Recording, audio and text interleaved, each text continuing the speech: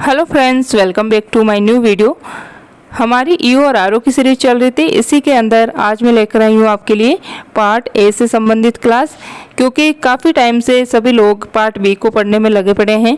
तो क्या है कि पार्ट ए को भी रिवाइज करना ज़रूरी है, क्योंकि 80 नंबर का स्कोर जो है ये पार्ट ए लेकर चल रहा है।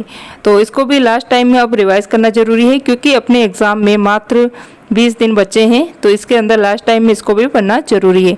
इसीलिए आज से मैं आपके लिए लेकर आई हूँ जो राजस्थान जीके के टॉपिक वाइज जितने भी क्वेश्चन बनते हैं एग्जाम में, वो मैं आपको वन लाइनर क्वेश्चन की सहायता से रिवाइज करवा दूंगी, जिससे आपका कम समय में ज़्यादा रिविज़न हो पाएगा। तो आप जो है इस क्लास को ज़्यादा से ज़्यादा शेयर कीजिएगा और क्लास पसंद आए तो ज़रूर लाइक कीजिएगा। तो चलिए शुरू करते हैं। सबसे पहले अपना टॉपिक है राजस्थानी भाषा का साहित्य एवं लोक साहित्य। तो इसमें अपन इसको वन लाइनर क्वेश्चन की सहायता से कंप्लीट करेंगे। ये अपनी फर्स्ट क्लास रहने वाली है। तो चलिए शुरू करते हैं। सबसे पहले जो योगदान रहता है वो है एल.पी. टेसीटोरी का। Doctor LP. टेसीटोरी संबंधित है। तो इनका संबंध किससे रहा है? तो ये रहा है अपने चारण साहित्य से या फिर जो राजस्थान साहित्य है। दोनों ही ऑप्शन में आ सकते हैं। क्या है? या तो अपने ऑप्शन में दे सकता है एग्जामिनर चारण साहित्य से हैं या फिर राजस्थान साहित्य से। दोनों ही ऑप्शन में आपके आ सकते हैं। तो इसको आप याद रखना है, ठीक है। दोनों में से एक आपको ऑप्शन में देगा, वो ही आपका करेक्ट आंसर होने वाला है। फिर है वेली किशन रुक्मणीरी और छंद राव जेतसिरो। इन दो डिंगल में लिखी पुस्तकों को प्रकाश में लाने का श्रेय किसे जाता है? तो इसको प्रकाश में लाने का श्रेय किसे जाता है? तो ये जाता है एल.पी. टेसीटोरी को। किसे जाता है? एल.पी. टेसीटोरी को, ठीक है। फिर है थर्ड क्वेश्चन अपना lieutenant colonel James toad.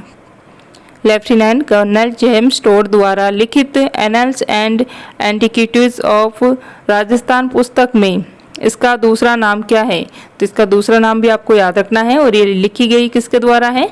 Colonel James Tod द्वारा। तो इसी पुस्तक का जो दूसरा नाम है इसके अंदर दे रखा है वो है the central and western Rajput state of India. क्या है इसका दूसरा नाम? The central and western Rajputana state of India. ये नाम आपको याद रखना है। नेक्स्ट है annals and antiquities of Rajasthan के लेखक lieutenant colonel James Tod political agent थे। तो ये भी आपको याद रखना है कि ये पश्चिमी राजपूत स्टेट के जो है लेफ्टिनेंट पॉलिटिकल एजेंट हुआ करते थे, ठीक है। फिर है अगला पॉइंट अपना कि प्रथम अंग्रेजी या अंग्रेज अधिकारी जिसने राजस्थान की जागीरदारी व्यवस्था पर कुछ लिखा, तो ये थे जेम्स टोड। कौन थे? Colonel James Tod. इनका मुख्य योगदान रहा है अपने इतिहास में, और इसीलिए इनको राजस्थान के इतिहास का जनक भी कहा जाता है। तो ये हो जाएंगे अपने कर्नल जेम्स टोड। फिर है राजस्थान के विख्यात इतिहासकार जो एक समाज सुधारक भी थे, तो वो कौन थे? हरविलास शारदा। कौन थे? हरविलास शारदा, ठीक है। याद रख सकते हो इसे आप। राजस्थान के विख्यात इतिहासकार जो एक ही इतिहासकार भी था और समाज सुधारक भी था, तो ये कौन हो सकता है? हरि भगवान हरविलास शारदा। नेक्स्ट है 4 बास 32 गज अंगुल अष्ट प्रमाण। क्या है? 4 बास 32 गज अंगुल अष्ट प्रमाण जो विरोक्ति है थी, ये किसके द्वारा कही गई है? तो ये है चंद्रवरदाई, जिनके द्वारा पृथ्वीराज विजय को कहा गया था। किसे? पृथ्वीराज राठौड़ को ये विरोक्ति कही गई थी। फिर है अगला राजस्थान के इतिहास का कौन सा साहित्यिक स्रोत संस्कृत में भी रचित है? तो कौन सा साहित्यिक स्रोत है जो कि संस्कृत में रचित है? ये हो जाएगा अपना पृथ्वीराज विजय। और साथ ही में आपको याद रखना है कि पृथ्वीराज विजय के लेखक कौन है? तो ये हो जाएंगे जयानक भट्ट, ठीक है। जयानक भट्ट पृथ्वीराज विजय के लेखक के। पृथ्वी जे ऐसे भी याद रख सकते हो, पृथ्वी विजय, तो इसका आ जाएगा जे, ठीक है। पृथ्वी विजय का जे जयानक भट्ट, ठीक है।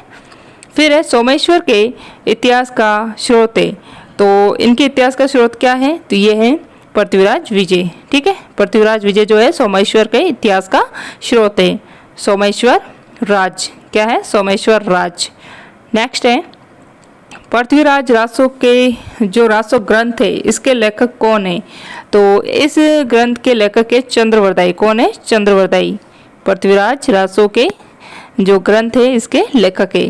नेक्स्ट है राजस्थान में पावड़ा का मतलब होता है। तो ये राजस्थान में जो लोक गाथाएं होती है इनको पावड़ा कहा जाता है। अगला है बिसल देव रासो की मुख्य महिला पात्र थी। तो कौन है ये? तो ये हो जाएंगी राजमती। कौन है? बिसल देव रासो की। तो रासो से याद रखना राजमती। क्या है? रासो से राजमती। अगला है राजस्थान साहित्य की श्रेणी जो कहानी या कथा विद्या से संबंधित है।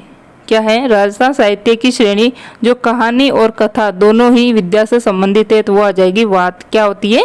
वात। फिर है प्रबंध चिंतामणि का लेखक है, तो मेरुतुंग। प्रबंध मतलब किसी को आबंध करना, तो ये हो जाएगा मेरुतुंग। तुंग तुझे प्रबंध मतलब बंद किया किसी को तुंग करके। ठीक है, तो ये ऐसे इसे याद रख सकते हो। अगला है वेली कृष्ण रुक्मणी ख्यात। ठीक है, इसके जो इस भाषा का ग्रंथ है ये कौन सी भाषा में लिखा गया है? वेली कृष्ण रुक्मणी ख्यात ये कौन सी भाषा में लिखित ग्रंथ है? तो ये है उत्तरी मारवाड़ी। किसमें है? उत्तरी मारवाड़ी। फिर है पीतल द्वारा डिंगल भाषा में लिखे गए ग्रंथ है। तो पीतल द्वारा कौन से ग्रंथ लिखे गए हैं डिंगल भाषा में? भाषा भी पूछ सकता है कि जो पीतल द्वारा गंग लहरी और वेली कृष्ण रुक्मणी ख्यात है ये कौन सी भाषा में लिखे गए हैं? तो ये हो जाएंगी डिंगल भाषा में। वैसे इस क्वेश्चन का अपने इसका राइट आंसर क्या हो रहा है कि जो पीतल द्वारा डिंगल भाषा में लिखे गए ग्रंथ है वो है एक तो गंग लहरी और वेली कृष्ण रुक्मणी ख्यात। दोनों ही जो पीतल है इसके द्वारा डिंगल भाषा में लिखे गए ग्रंथ है। फिर है मुणोत नैणसी का प्रसिद्ध ग्रंथ है। तो इनका प्रसिद्ध ग्रंथ इजीली याद रह जाएगा, मुणोत नैणसी ख्यात। क्या है? मुणोत नैणसी ख्यात। अगला है मुणोत नैणसी किस राज्य का दीवान था? इंपॉर्टेंट क्वेश्चन है कि मुणोत नैणसी किस राज्य का ख्यात या दीवान था? तो अपने पश्चिमी राजस्थान में जोधपुर बड़ा राज्य आया करता था, तो ये हो जाएगा अपना जोधपुर। ठीक है, ये उस समय दीवान हुआ करते थे जोधपुर राज्य के, तो ये आप इसे याद रखना है। नेक्स्ट है मारवाड़ री परगना री विगत ग्रंथ के लेखक कौन है या किसके द्वारा ये लिखा गया है? तो अभी हमने देखा कि ये जोधपुर के दीवान थे, तो मारवाड़, तो इसको रिलेट कर सकते हो आप क्योंकि जोधपुर मारवाड़ में ही पड़ता है। या मारवाड़ वंश ये किसे कहा जाता था? जोधपुर राजवंश को। तो यहीं के जो लेखक है मारवाड़ी परगना के विगत, तो ये हो जाएंगे मुणोत नैणसी। ठीक है, इसको आप रिलेट करके याद रखोगे तभी याद रह पाएंगे, नहीं तो बहुत मिलते जुलते क्वेश्चन है अपने राजस्थान इतिहास के। तो फिर है राजस्थान की सबसे प्राचीन ख्यात है। तो ये भी याद रखना है आपको कि ये भी मुणोत नैणसी ख्यात ये राजस्थान की सबसे प्राचीन अपनी ख्यात हो जाएगी।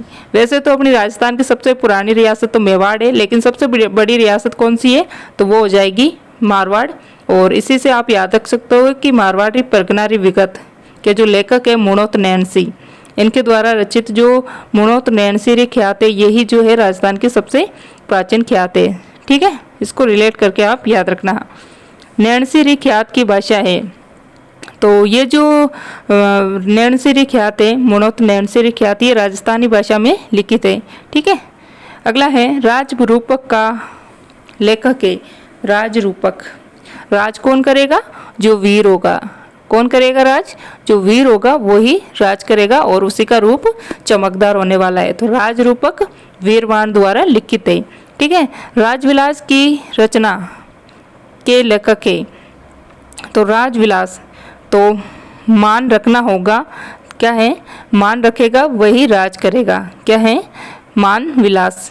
ठीक है, इसको राजविलास को मान विलास से रिलेट करके आप इसे याद रख सकते हो। जैसे कि राजविलास की रचना के लेखक कौन है? मान विलास। ठीक है, तो ये हो जाएगा राजविलास मान सिंह, कवि मान सिंह। ठीक है, फिर है बुद्धि विलास ग्रंथ के लेखक है। तो बुद्धि विलास, जो राम होता है वो बुद्धिमान था, तभी उसने इतना अपना वो इतिहास छोड़ के चले गए हैं। एक भगवान के रूप में प्रसिद्ध है अपने राम जी। तो बुद्धि है उन्हीं के पास, तभी तो वो राम है और शाह बादशाह भी है वो। ठीक है, बुद्धि है उनके पास तभी राजा की तरह रहा करते थे वो और राम। तो बख्त राम शाह बुद्धि विलास के जो ग्रंथ है इसके लेखक कौन है? बख्त राम शाह। ठीक है, इसे ऐसे याद रखना आप। फाट का जंजाल नाटक के लेखक है तो शिव चंद्र भरातिया। आपको पता है कि शिव जी बहुत ही फटके झटके वाले होते हैं, तो इसीलिए फाट का जंजाल, ठीक है, उनका जाल ही मोह माया का है, तो इसलिए फाट का जंजाल। इसके लेखक कौन है? शिव चंद्र भरतिया। कौन है? शिव चंद्र भरतिया। फिर है लास्ट अपना आज का लास्ट पॉइंट कि राजस्थानी हिंदी साहित्य क्या है? राजस्थानी हिंदी साहित्य शब्दकोश के संपादक है, तो इसके संपादक कौन है? तो ये है राजस्थानी हिंदी साहित्य शब्दकोश के संपादक है अपने पद्म श्री सीताराम।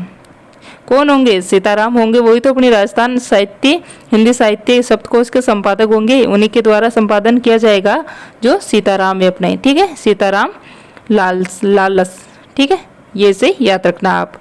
तो ये आज की अपनी क्लास थी। आई होप आपको ये क्लास पसंद आई होगी। अगर आपको ये क्लास पसंद आई तो अपने फ्रेंडों के साथ इसे ज़्यादा से ज़्यादा शेयर कीजिएगा, और क्लास पसंद आई हो तो लाइक ज़रूर कीजिए, और चैनल पे अभी नए हो तो चैनल को सब्सक्राइब कर लीजिएगा। आपको ये क्लासें कंटिन्यू मिलती रहेगी, जिससे कि लास्ट अपने जो 20 दिन बचे हैं उसमें आप अच्छे से रिवीजन कर सको, और रिवीजन ऐसा कि जो आपको याद रह सके।